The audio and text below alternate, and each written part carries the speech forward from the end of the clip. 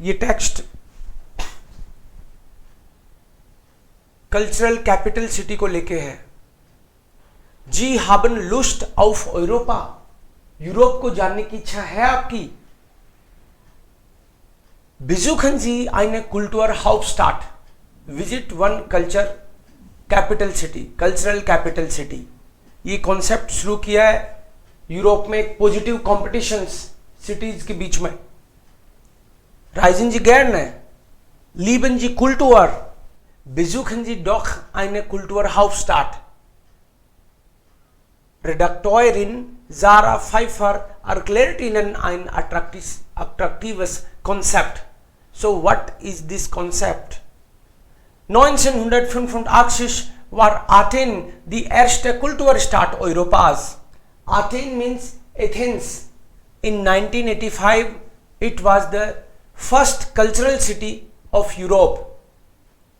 Und seit 2005 heißt es Kulturhauptstadt। और उसका नाम बदल दिया 2005 में।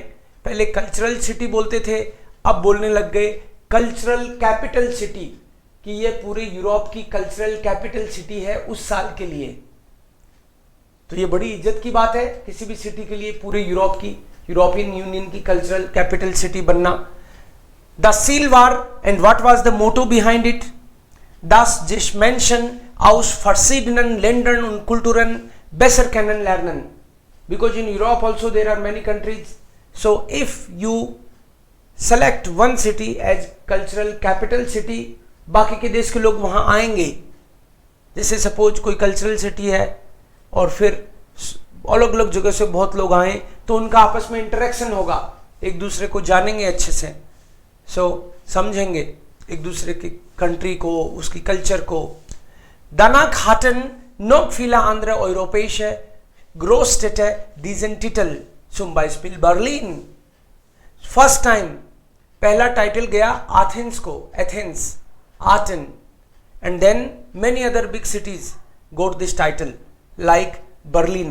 Kurz vor dem Fall der Berliner Mauer, Berlin की वॉल गिरी थी उससे जस्ट थोड़ा पहले, im Jahre 1988 Berlin got this title in 1988। 11 Jahre später, after 11 years of that, war Weimar Kulturhauptstadt। Weimar was cultural capital city, the erste deutsche Kleinstadt, and this was first German small city which got this title। Die letzte Kulturhauptstadt war auch speziell, last cultural capital city of Germany जो भी select हुआ, it was also special, weil es eine ganze Region war and because it was not a city, it was one complete region। Das Ruhrgebiet, पूरे रूरgebiet को ही cultural city घोषित किया। Die Stadt Essen war der Vertreter für 53 Städte in Ruhr 2010 Projekt। Ruhr 2010 project में ये एसन खाना नहीं है, ये सिटी का नाम है। एसन जो एक सिटी था पूरे रूरgebiet के 53 सिटीज का, उसको फर्टरेटर बनाया, रिप्रेजेंटर, कि मेन रिप्रेजेंटर तो है एसन और बाकी सारे सिटीज को ही कल्चरल कैपिटल सिटी में कर दिया डिसाइड।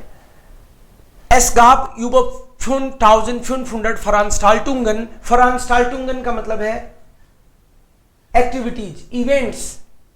उस साल पूरे रीजन में 5500 इवेंट्स हुए।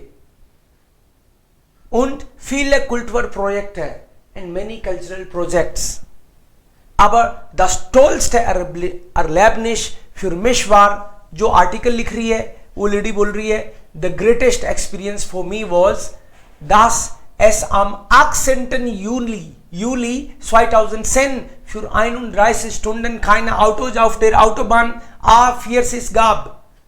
वर्ब है इसमें एस गाब, गाब लास्ट में आई है दास के कारण, कि 18 जुलाई 2010 में वहां का हाईवे, ऑटोबान का मतलब होता है हाईवे, जैसे अपने NH11 वगैरह है, ऑटोबान A40, उस पे 31 आवर्स के लिए कोई गाड़ी नहीं चली। ये जोरदार एक्सपीरियंस था इसके लिए।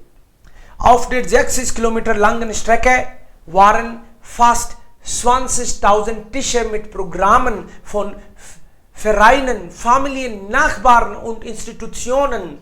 She says कि 60 किलोमीटर का जो हाईवे था वहां पे 20,000 टेबल्स लगी, 20,000 अलग अलग जगह पे, मिट प्रोग्राम्स, फेराइनन प्रोग्राम कौन कराया, किसने कराया प्रोग्राम, कौन करा रहा था, फेराइन है, क्लब्स करा रहे थे अपने अपने एरिया में, फैमिलीज, नाखबार आपके पड़ोसी, मतलब फैमिलीज पड़ोसी आपस में मिलके, उन इंस्टीट्यूशन और कुछ इंस्टीट्यूशंस भी ये प्रोग्राम करा रहे थे.